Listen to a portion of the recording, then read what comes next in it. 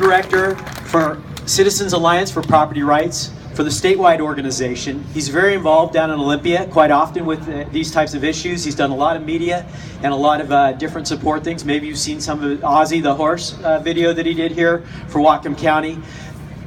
Glenn Morgan, please.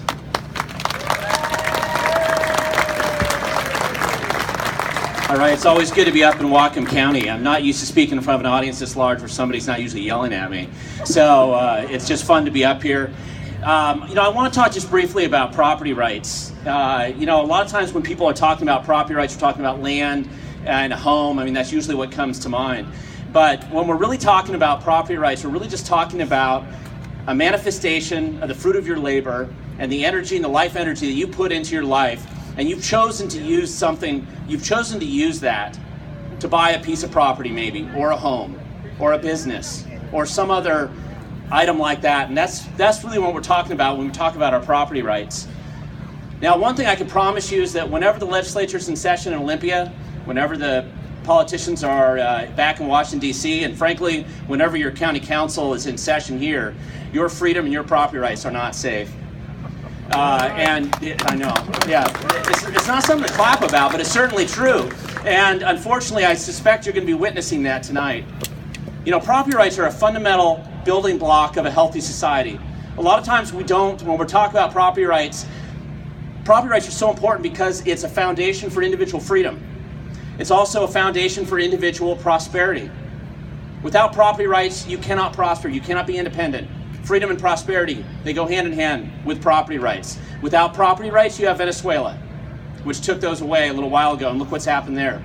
But the other thing that we oftentimes fail to discuss when we talk about property rights is property rights are a fundamental building block of a healthy and prosperous community. You can't build buildings like this. You can't put in libraries. You can't fund police departments. You can't do that without a healthy respect for property rights and the ability for people to earn their money and to be able to pay those taxes that support it so much. Unfortunately, we find, and I'm going to go back to what Abraham Lincoln once said, that there's three types of people in the world. There's those who work hard for a living, those who do productive labor. There's those who work hard at doing nothing productive at all, which is usually people who are sitting over in some of these government buildings. And then there's those who want to spend all their time trying to figure out how to take from those who are doing productive things. And unfortunately, many of those people are the people we put into office.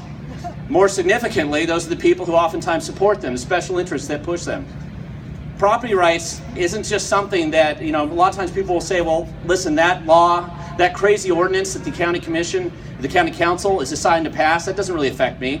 So what do I care? I'm going to go back and watch television, right? And apathy is our greatest enemy, I think, to property rights. It's the primary reason why we find ourselves in this position today. But if we want to protect our property rights, we have to protect it for our neighbors. It's not just our property rights, it's standing up for our neighbors, because if they can take your neighbor's property, if they can prevent your neighbor from being able to own that home, run that business, or run that farm, then you're next. Eventually they will get to you.